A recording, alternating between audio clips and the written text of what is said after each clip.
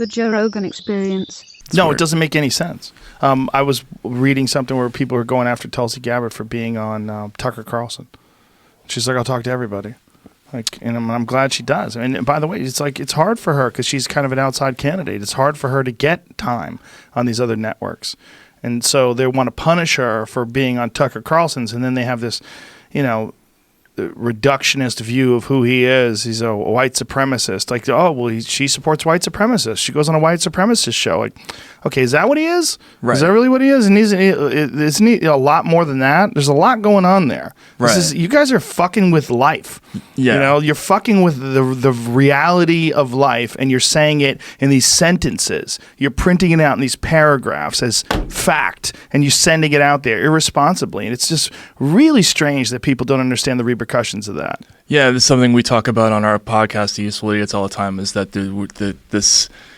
it's a catch-22, right? Like you don't invite somebody like Tulsi Gabbard on to CNN and MSNBC, or they're kind of excluded from the same platforms the other politicians get. So they go to other platforms, right? And then you say, oh, you went on that platform, so you're illegitimate. Yes. What do you want them to do? Like, they do the same thing with people who go on RT, for instance, right? Oh, well, you're helping the Russians because you went on RT. Well, that's because you didn't invite them on any. I mean, people are going to try to talk to anybody they can to spread their ideas. And that kind of propaganda thing is pretty constant now.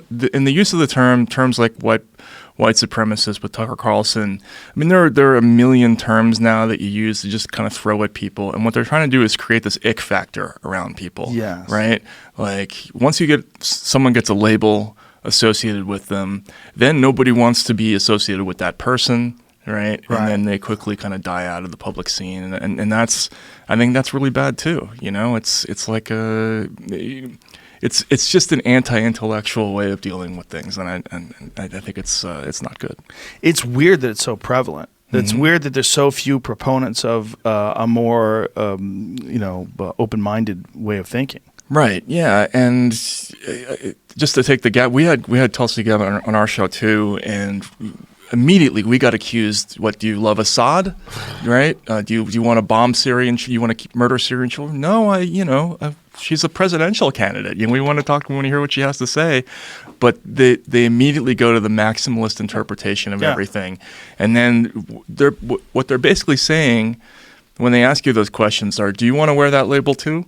Right. Because she's got it already. Right. So if you have her on again, you're going to have that label. Yeah. And people, they see that, know, and so people who don't have a big following and who are worried about their careers and about the money and advertisers and stuff like that, they think twice about interviewing that person the next time. Yeah, and that's another way to get at speech.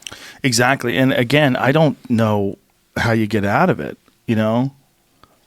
And I mean, I've experienced some blowback, I guess, but it hasn't worked yet. Right. You know what I mean? It's not real. It's just words. Like, okay. Well, but yeah, but you're handling it the right way, Ben. I think your audience is rewarding you for not bowing to it, And I think that more people, if they took that example and said, I'm not going to listen to what the pack says about this. I'm not going to be afraid of being called a name. Fuck that. I'm going to talk to who I want to talk to, and I'm going to explore whatever ideas I want to explore. Then this kind of stuff wouldn't be as effective. So yeah, but it's so easy to do to people, and it's so easy for them to deplatform people. Yeah. It's so easy, and shadow banning and all this other weird shit that's going on. Yeah, they're channeling people and pushing people into these areas of their platforms that makes them less accessible.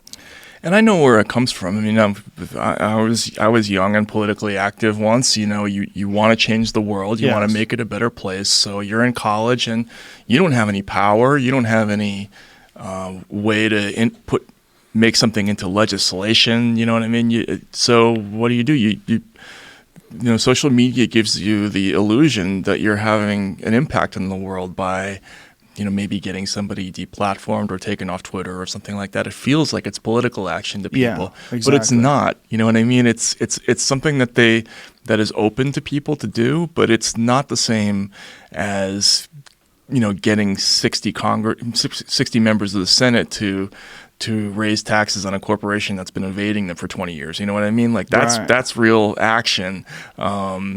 This, getting some random person taken off the internet is just not change, but people feel like it is, and they want to do the right thing. So I get it, but I don't know. It's not, real political action, I don't think. No, it's fucking gross. And it just there's so much of it, and there's so little logic.